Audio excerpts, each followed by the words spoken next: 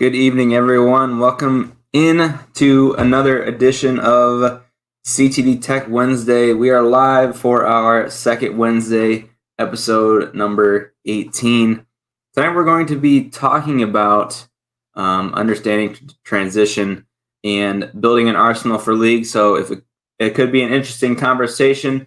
If you have any questions about either of those topics, never hesitate to put those into the chat, and we will get started. So we will bring in Ron.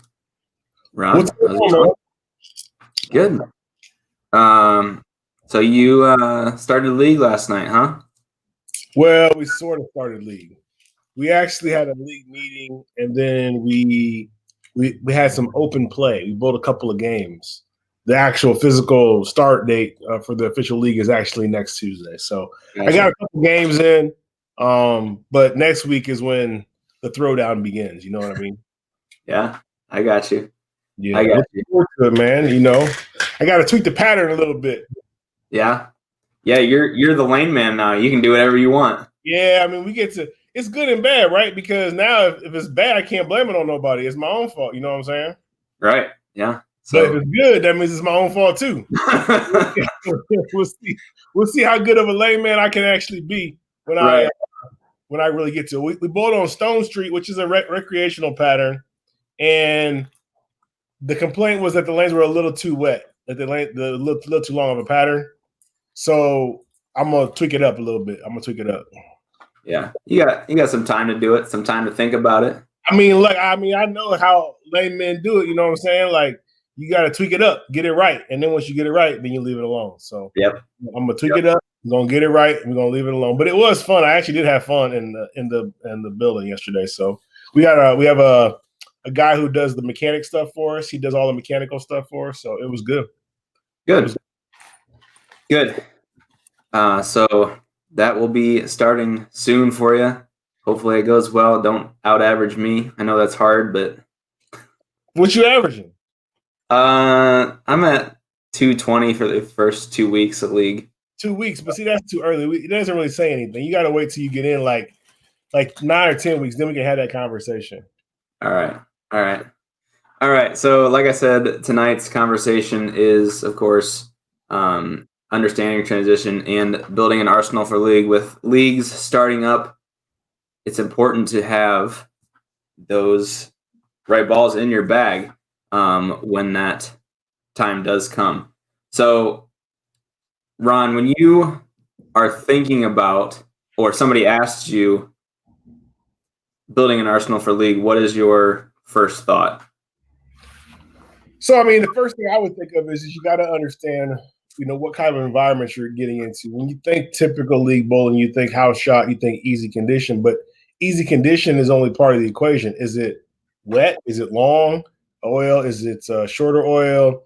Is there a lot of friction? Is there not a lot of friction on the surface? What are you bowling on? So, we're in a unique position at the education center because we have 2 different lane services. So we've got low friction Brunswick Pro Anvil lane on lane 1, and then on lane 2, we got high friction SPL, which guarantees lanes are going to play different. But that matters from an arsenal building standpoint because that means the way the lanes are going to transition is going to be different on 1 and 2 for us. It also means that the pattern will play different and the types of bowling balls that you would use would be different. Because at the end of the day, the goal is to minimize moving and maximize the ability to get to the pocket. And the less you have to move, the more likely you are to, assuming you're repeating shots, the more likely you are to strike. You know what I'm saying? Oh, yeah. Yeah, I think it's important to take it from like a critical standpoint in terms of understanding what kind of bowler you are and matching that up with the balls you have in your bag, as well as services. So, for example, Ron and I throw it, of course, a little different. So what I have in my bag is going to be probably different than what Ron has in his bag, 9 times out of 10. Like for me, I like stuff that's has a little bit more surface, is a bigger ball with a little bit more surface, because when it exits the pattern and it has that surface on it, that gives me something that's going to slow down when it exits the pattern. And what I mean by that is I don't want something in the angular ball motion. I want it more in the continuous ball motion. But that could be different, of course, with how you throw it, your speed, rev rate, axis rotation. See, all those things play into effect when it comes to building an arsenal for a typical league night or even a tournament. Yeah, it's funny you say that because I actually go the other way. I have one, maybe two continuous balls, but more angular stuff because I want my ball to go sideways at the end of the pattern because I know what that does for me is it allows me to, when I miss in, the ball over pushes and it holds pocket. And when I miss left, the ball recovers, it bounces off the friction and it gets to the pocket. So it's two completely different ways to go about it, but a function of our styles, right? So you're a higher rev rate than I am. And that allows you to be able to create that angle with your release as opposed to with the ball creating that angle. So more surface for you, it makes a lot more sense than it does for me. For me, when I use a lot of surface, then it ends up making me have to move a lot too. Plus, I'm left-handed, so it's easier or better for me to stay in the specific. It's better for me to stay in a part of the lane longer as opposed to trying to migrate right, because if you migrate too far right, you're into the righty side of the lane, and then it's no good. Right. So depends on which center you bowl at and the transition as well. Yeah, it depends who you're bowling with as well. We have some guys what will throw urethane up the track, and we're not going to get into it, but can lead to trouble. Yep. So we had I want to go back. We had a good question. Somebody asked, why does a service on just any bowling ball, let's say, have two 500s? They say 360, 500, 500. Do you know the reason for that? Yeah. So this is actually a really good question. So what the factory was attempting to do there was to end up with a surface that was 500 grit.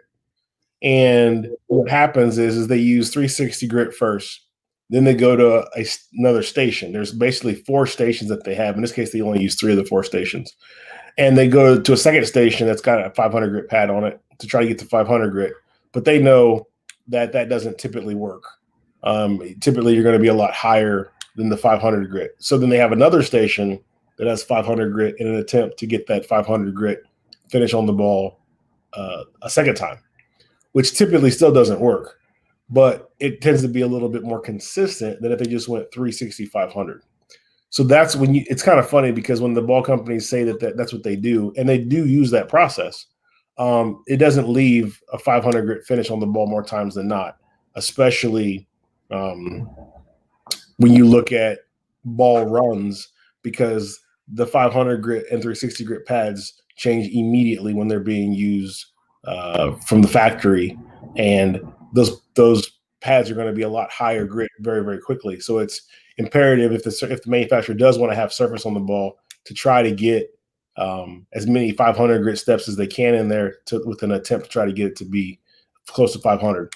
For us, once the ball leaves the factory, it's very easy to repeat that, right?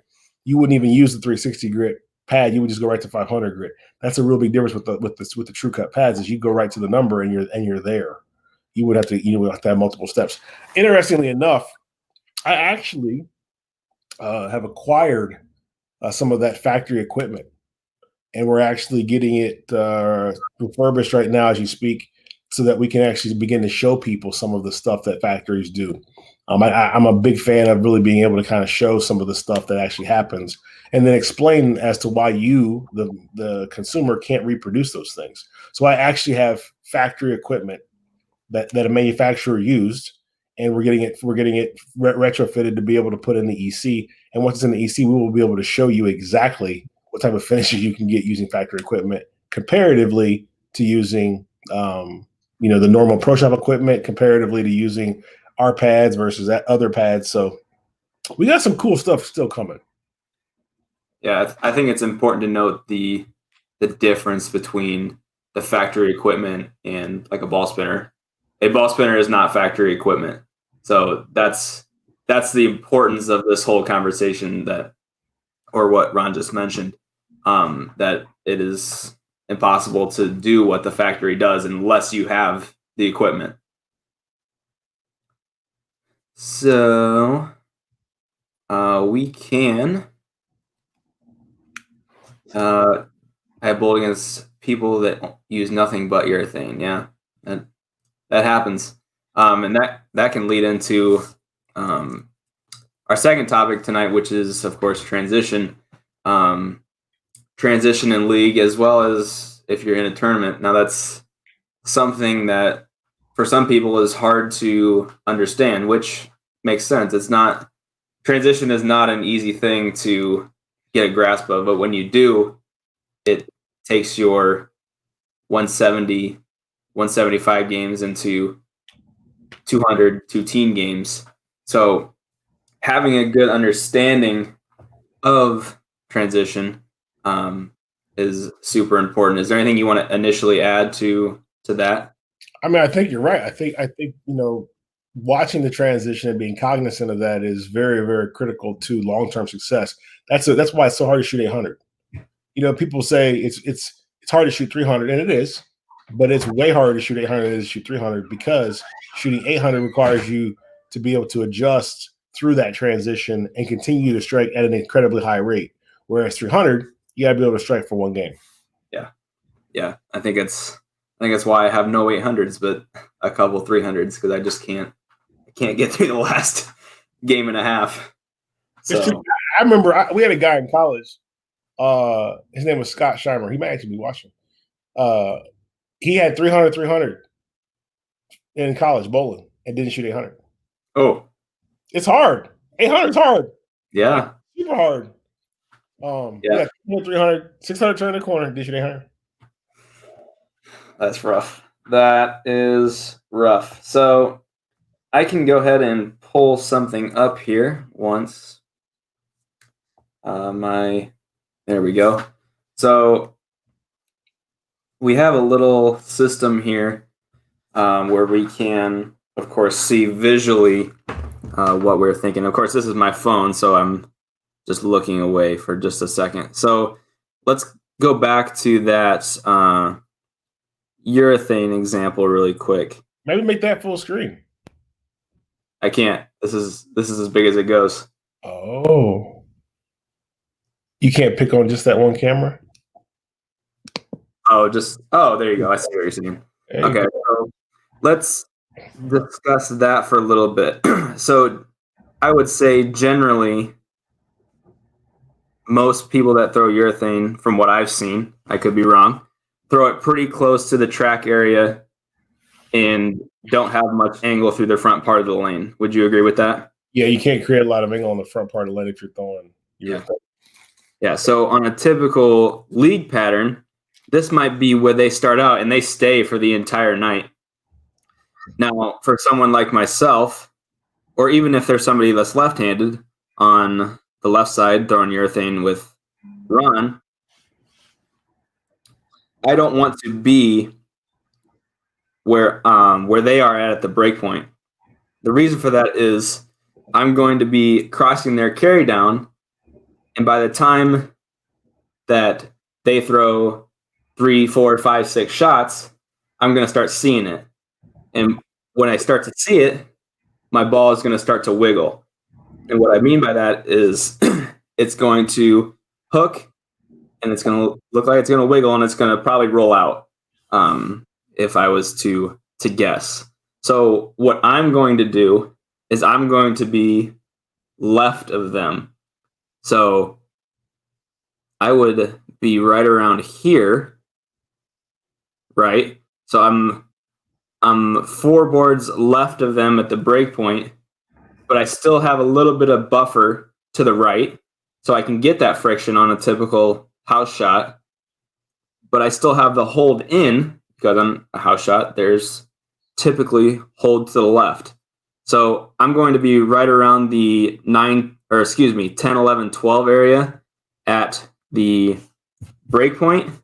And of course, depending on the condition, my targeting at the arrows could be a little different. Now, if they start to migrate in using parallel moves, and that means like a 1 and 1, so one with their feet, one with their eyes, to the left if they're right-handed, I'm going to do the same thing with them. So I'm going to take my target one to the left and my breakpoint one to the left. Now, you have to keep an eye on these things because obviously they're not going to tell you what they're doing unless you just blatantly ask them. But watching these things helps you grow as a bowler because you start to notice, okay, he moved a little in. That means I need to move a little in. Now, on the other side of that coin, if you have somebody throwing reactive right around this, there we go, 8, 9, 10 area, and you're on top of each other, this is when you can start to work together if they're, of course, on your team. This is huge in college bowling. What we do in college bowling, or what we did, I should say, is you would burn a specific part of the lane. So if this is the line I'm going to play on the fresh, we would burn 5, 6, 7. So you have a little buffer to the right, but this is on a sport pattern, or that was on a sport pattern. This is on house. So you have that built-in friction to the right. So if you're on top of each other with somebody, you can make those moves together so that the lane breaks down evenly. Now, if you run into something where you can't do that with someone, then you have to get a little creative. For example, last night, I started right around here. It was right around the 17 to 8 marker. On the right lane, I was able to move in just a little bit for the entire night, and that was it. But for the left lane, I had them 3 boards different at the arrows and about 5 boards different at the breakpoint because I got into that area where it would just wiggle if I got it to the right. So my thought was parallel in, add a little bit more rotation at the bottom, and just let it sit in the oil with a bigger ball that's going to allow me to throw in the oil and it still hooks. Now, Ron, is there anything that you have thought-wise in regards to those two things? No, I think you're doing the right thing. I think it makes a lot of sense too. The explanation makes a lot of sense. I think that understanding that, right? And like you've got tricks with your hand that you can use and your ball speed that you can use to allow the ball to get the ball to do what you want it to do. Whereas maybe a lot of people don't, right? Mm-hmm. So in that case, they may have to use more bowling balls to get those changes to happen. Whereas you can do it manually, which is why you're a better bowler than me, because you can do more of those things when needed at a higher level of repetition. Whereas for me, I can do that to certain degrees when I need to, but on a house shot, I'll just ball down or ball up and get the same reaction that I'm looking for. Now, if you go, how many balls do you take to league? So normally 4, but there's a caveat to there too. So once I know what I'm bowling on, I will take 4, including my spare ball, because I'll have it honed in. So I'll have 3 balls. I'll tell you a quick story. I bowled league once. I bowled league and I averaged 238. And I brought 3 balls to league. I brought a spare ball and I brought 2 of the exact same type of bowling ball. One was pin up, one was pin down, one had a little bit of surface, and one was polished, and that was it. But I knew what I was getting into every week. So you can really, really hone it down into that. And as soon as my first ball, my dull ball began to hook a little too early and it began to start to plaque, I could literally go to the shiny one that was pin up and be good the rest of the night. So that, and like I said, that's what I said. So like some people may adjust with hand position, ball speed, even lines. I had tuned it well enough to know how to do it with just the balls. And literally, I had 2 of the exact same ball, one pin down, one pin up, one at 2,000 grit, one polish, and I'm good all night. Now, if you don't have like those tools in your arsenal, and as in the changing the rotations, changing ball speed comfortably, what what do you do if you run out of options with the 2 balls or 3 balls that you bring in that are reactive? Then you better have more balls, right?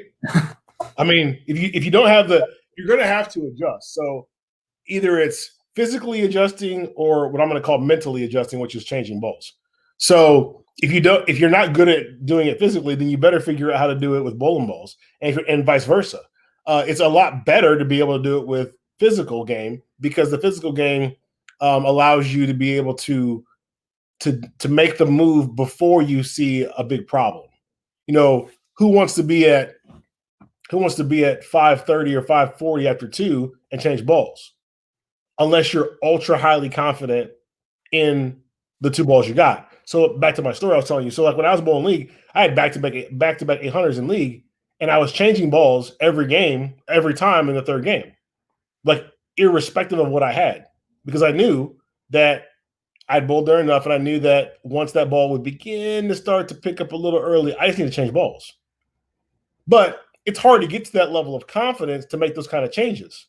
Right. So in lieu of that, have more balls. Bring 5, bring 6, and have them set up at different surfaces so that you have something that does something different. A lot of times when people get caught is they'll go, oh, well, I got all these balls, but they're all the same surface. And if they're all the same surface, then they're all going to roll relatively close. If you go to league and you can take your bowling ball and you can stand in the same spot and strike with all of your bowling balls, you don't have 4 or 5 different bowling balls. You got 4 or 5 different colors of the same bowling ball. Right. So that's one thing that you can do. You can definitely go test that theory out. If you can switch balls back now, remember what I just told you. I said I brought 2 of the same ball, different surfaces, because I knew what I was going to get into and I knew how the lanes were going to break down. But normally you have to work your way to get to that spot. So it's better to have more options with different surfaces, different companies, different whatever layouts, whatever, to start. And then as you begin to figure out what's going on, then you can begin to hone that down. And maybe you only need to bring 4 balls. Mm-hmm. The app that we're using is, of course, what Jerome said, is 10-pin toolkit. So what if you are not sure if they even oil the lanes, very splotchy reactions, and it seems to change every frame? What do you think? So in that case, what I would do is I would take my ball that is a continuous ball and is my most predictable ball, and I would begin to play different parts of the lane. Start out, maybe 10 board, maybe move to 15, maybe move to 20, and see what kind of reaction gives me the most consistent of those. And then once I've narrowed that down, then that's where I'm going to start at. And I'll have my bowling balls set up to where some are more aggressive early, some are more aggressive later, and some are less aggressive early, some are less aggressive later. And then based on whatever ball this middle ball is, whatever this ball I figured out I was going to use to start with, I'll know where to go then. I'll know to go either to the stronger earlier ones or the longer later ones, based on that. But that's kind of the only way really you can attack that. That's also another good spot why it's good to be able to do physical changes. That's why when you bowl tournaments on harder patterns, that's when you bowl PBA tournaments, flatter patterns, that kind of stuff, you need to have those other tricks in your bag besides the balls, because that's how you can really combat splotchy lanes or lanes that change very quickly, because you can do it with your hand position and watch your ball reaction, use your ball reaction to tell you what needs to happen, as opposed to just being able to change balls. Because when you change balls, you're changing a lot of variables. Whereas if the hand positions have changed, it's only one variable, easier to do, easier to repeat. But you change balls, you're changing the core, you're changing the cover, you're changing the reaction, a whole lot of changes that go into making a ball change. You got to be pretty confident in what they do. Yeah, I think it's going off of that, doing those sorts of things when you're in a practice session, trying different parts of the lane. That's something that every bowler needs to do in like a tournament situation, because in some situations they only give you 5 minutes of practice. So if you have 5 minutes of practice, you have to get warmed up, and then you also have to figure out where you're going to get lined up. So taking or making the most advantage out of the 5 minutes or whatever, how much time you get, is super critical to having success on the lanes. So starting out stretched, having a game plan for your practice session, those are both super important things. And so that really applies to both league and a tournament situation? Here's a good question. Yep. Yep. When would it be the best time to use a urethane ball? So you want to go first? Go ahead. Sure, I'll go first. So I will generally use urethane only on patterns that are short. Maybe some medium length patterns, but that's really about it for me.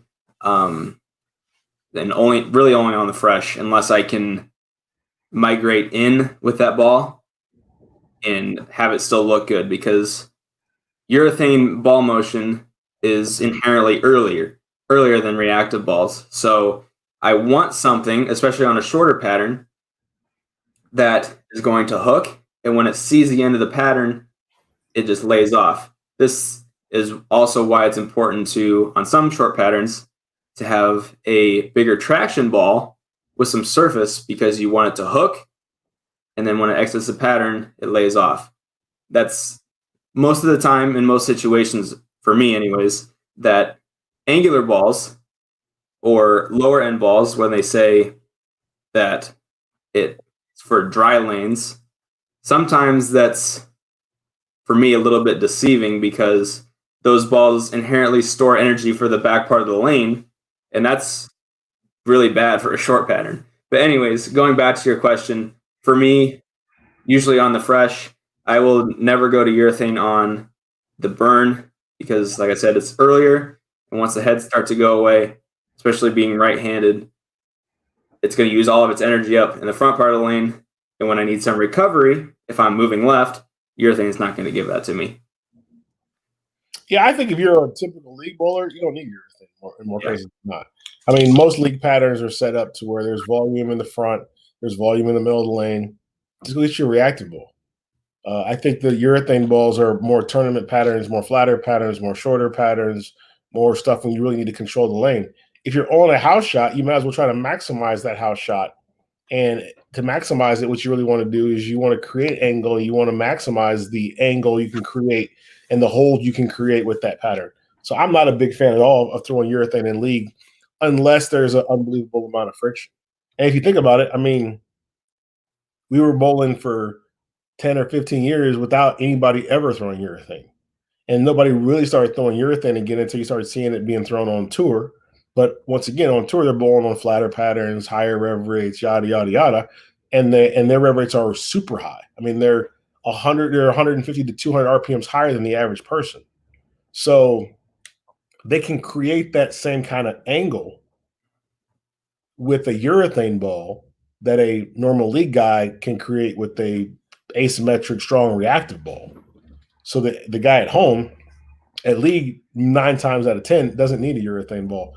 Definitely doesn't need a urethane ball, and definitely doesn't need a urethane ball in a typical house type environment. Doesn't mean you can't use it, but it's not advantageous in most cases to have a urethane ball. Right. For league bowling. Yeah, it's definitely good too. If you're going to carry urethane, just have. I personally think just one in the bag is plenty, because I think then you start to get overlapping with ball reactions. Would you agree with that? Yeah. I mean, so I typically won't use urethane in league unless it's a spare ball, to shoot spare. And then if I go to tournaments, I like to carry one, because if you need to have that urethane reaction, if you need that reaction and you don't have it, you're dead. So you need to have that. You need to at least have one in your bag if you don't know what you're getting into. If you bowl the same tournament every year, like I go bowl the Derby tournament every year, I don't bring it there because I know what I'm getting into. But if I'm going to some places out of town, I don't know where I'm going to get into, I bring one urethane ball, because when that ball's in play, everything else is out of play. Yeah, I mean, it never hurts to bring an extra ball really anywhere. Leave it in the car if you don't need it. So let's kind of go back to transition a little bit, and talk in regards to types of moves. So for me, being right-handed, I'm usually making moves that open up my angle more.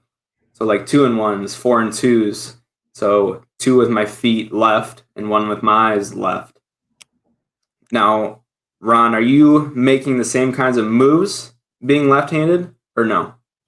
So typically, yes. In most cases, yes. I think occasionally the moves are not as gradual or not as aggressive. So maybe they're 1-and-1s or 2-and-2s. You can make parallel moves as opposed to opening up the angle because you don't necessarily need to open it up a whole lot on the left side typically. Mhm. You can parallel and catch a little bit more of the same pattern as you begin to move right because it's not chewed up by anybody and you're fine. But more times than not, I would say it is the typical 2-and-1 or a 4-and-2 type of situation too. So I think that over bowling the last 30 years, it's more common to see people open up the lane, and I think you see, especially guys that can create that rev rate to get the ball to come back, they'll make massive moves. They'll move whole zones. They'll move a complete arrow and then make it work. Yeah. A lot of my professional friends, Anthony Simonson, he's a big fan of doing that, and he can do it with the best of them. But what's funny is when he does that, he'll make that zone move, but then he'll completely change his hand position. So he can, what I'm saying? So like he knows I need to make a big move and change my hand position to get the ball to come around the corner like it's supposed to. So it's bowling is complex, and you don't ever see that. You don't ever see that. I know Wes Malott. I watched a show. I was at a show, and I watched Wes Malott change his footwork. Like he literally had completely different footwork on one lane than on the other lane. Wow. And you would never know that unless you were there watching it happen. But I'm like, holy cow! Like his footwork is completely different. So yeah, it happens, and I think that the people that are the best at it in this game are masters of being able to make those types of changes without you even knowing, and without it interrupting their ability to repeat shots. Yeah, I mean, I think it's super important to have the ability to know when to move, but what moves to make. Because if you are only able to open up the angle as opposed to keeping the same angle with moving into the lane, you might run into trouble. So understanding those parallel moves in are going to, for example, make the ball push a little bit longer. Or if I need to make a 3-and-1, open up the angle quite a bit, I can still get it to the right if you're right-handed, and it's still going to see that friction once it gets down lane. Bill says usually 1-and-1 for me. Only 5 lefties in my league, and I play around 10 board, I play 10 board. I stay around 5. Yep. Yeah, I mean, the perfect league situation is being able to not have to move that much. So, so how long is the league going to be, Ron? 24 weeks. 24 weeks. Mm-hmm. Man, I'm just glad glad we're back to bowling. That's for sure. Yeah. So, I mean, if you have any final questions, don't hesitate to ask us. If you're watching on YouTube, I got something, Dustin. All right, go ahead. I've been staring at this, and it's been on my mind all day. Okay. You ready? Yeah. This is what I want. This is what I want, Dustin. Tesla. This is what I want. This is the vehicle that I want. Does it come with a flamethrower? No flamethrower, but you don't need flamethrowers because this vehicle is going to have rockets on it. It's going to have actual cold air thruster rockets on it. It's going to have 10 of them. And my life goal is to own this car. It's a life goal. It's like bucket list, like has to happen. Want this car right here. And I have a model of it just to remind me of what I really want when I can get it. It's not available yet. But it actually, look, it's like the door's open. Like the door's open. Oh, cool. Yeah, the door's open. And the top, this is actually a hard top, and the hard top goes in the trunk. Let me see. Maybe it goes in the trunk. Oh, yeah. Even with the white interior? I'm probably gonna get black because I'm a black car guy. See the trunk? See? Oh yeah. Yeah, and it's actually 4 seats. I don't know that you can see the back seats. Oh no, you really can't see them. Wow. But there are some back seats in here. There's some back seats back in here. But That's this is what How much is that? How much is the car? Yeah. $250,000. Hmm. But that's the non-rocket version. I want the rockets. Oh. So I'm probably gonna. This is the roof. This is the roof for the hardtop roof. Oh, okay. So it's probably going to be closer to 300,000. But I really don't care. Like I really want it.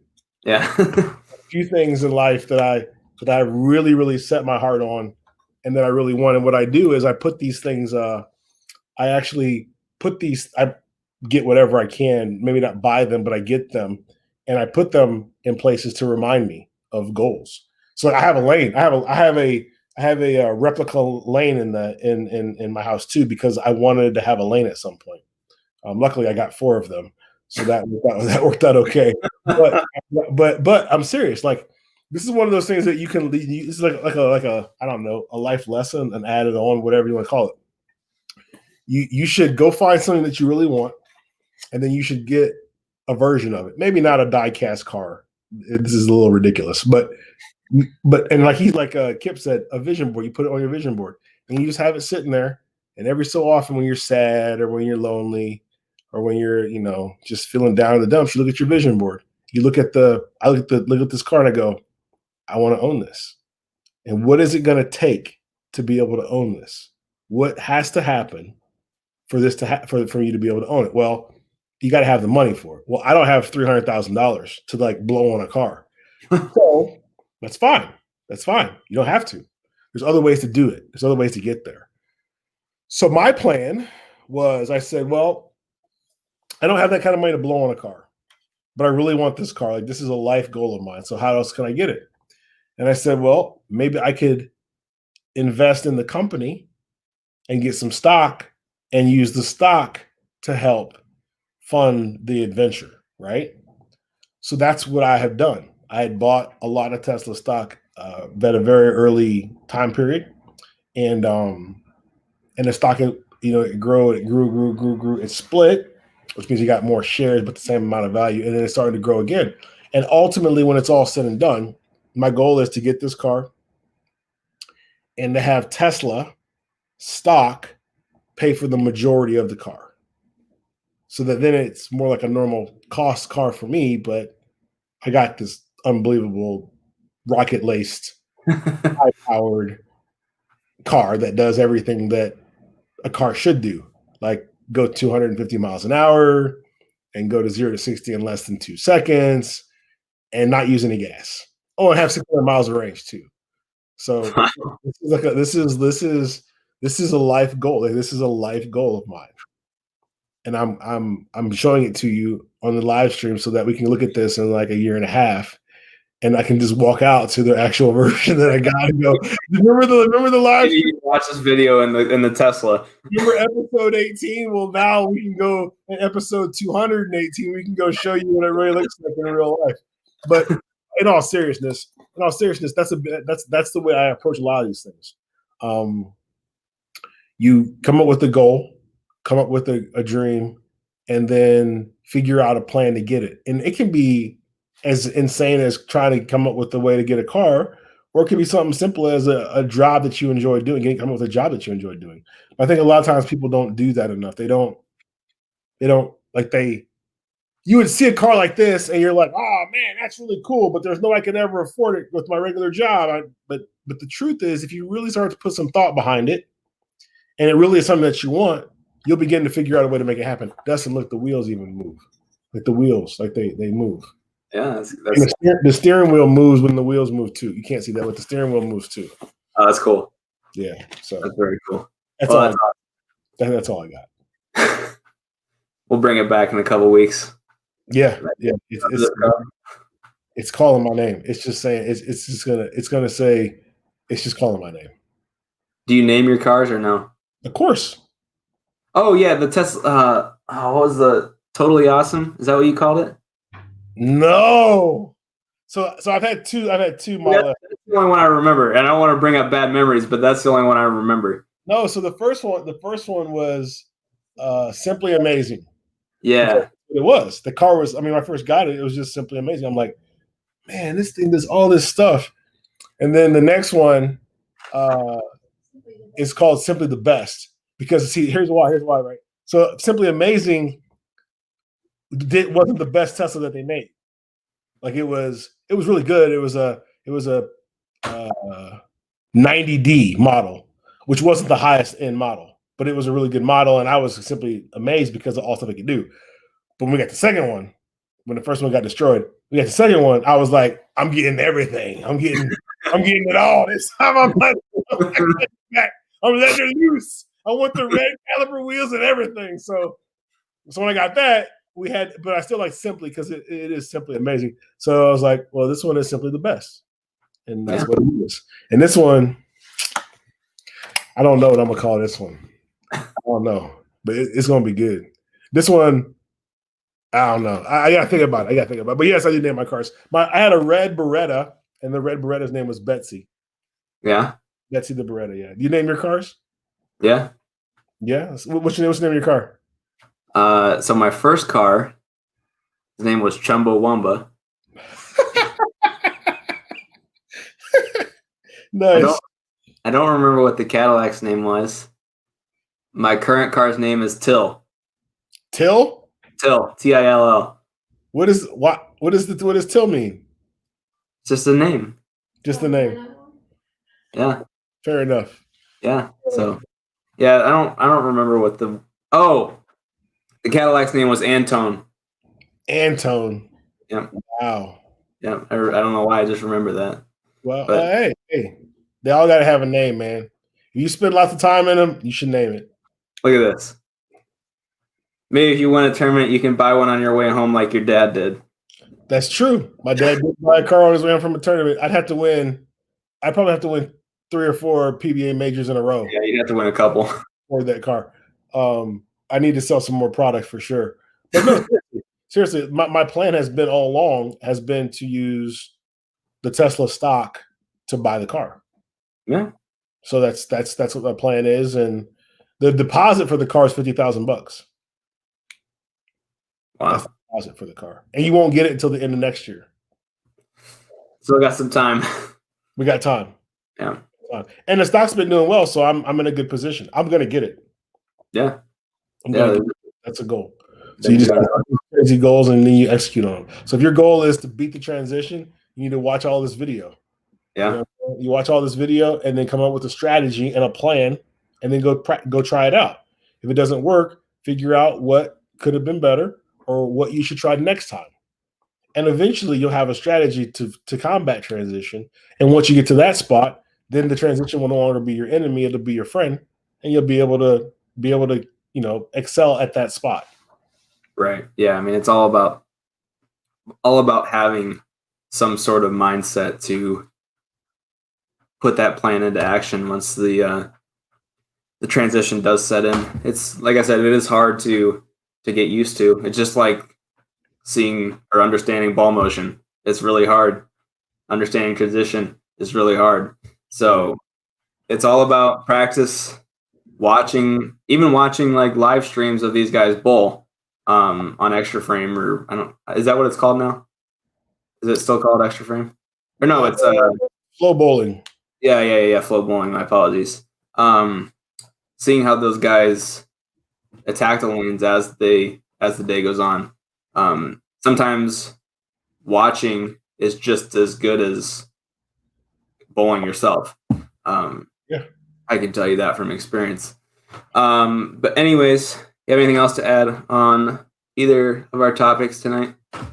I think we got a good coverage there. I think we have some people some strategies, some ideas to think about, some ways to play transition, some considerations for physical game components of transition, and hopefully that they enjoyed that. And we got another week, and hopefully they open up in California. I know Lamar said he's having trouble in California. They're opening up. I wish they'd open up California too, man. It's happening though. It's happening all across the country. So hopefully California gets their turn and gets to open up. And Also, shout out to Jason Spencer. I know he was watching. He had said he's getting ready to go into getting another surgery. So good luck on that surgery there, sir. Yep. Definitely be praying for you for that. And I think that pretty much answered most of everybody's questions. And I think overall, I think this is pretty good, man. Yeah. So if you are watching on YouTube, go ahead and hit the subscribe button, turn those notifications on so you are notified when we get live for CtD Tech Wednesdays. Also, you get notified when new videos are going up. We are putting out a new video every other day for true ball reviews. So you can check those out on the channel as well. Be lots of videos coming the next couple weeks in regards to true ball reviews. Also, a bunch of educational content on the channel as well. If you're on the Facebook page, like the page. You also get notified when we go live. You have those notifications on for your specific device. And I think that's all I had. Join us next week, episode 19 for CtD Tech Wednesday. Thanks, everyone, for tuning in tonight. Ron, thanks for coming out. I know I had to drag you out here. I'm just kidding. No, that's all good, man. I appreciate the opportunity, and we like trying to help as many people as we can. So definitely good to see people come out and watch these shows, and we'll just keep doing it. Yep. All right. So with that being said, thanks to everyone for tuning in. We will talk to you all next week. Also, join the staff for free, ctdbowling.com. Click on that regional staff sign up and sign up for the staff or sign up with our staff for free. So have a good night, everyone. We'll talk to y'all soon.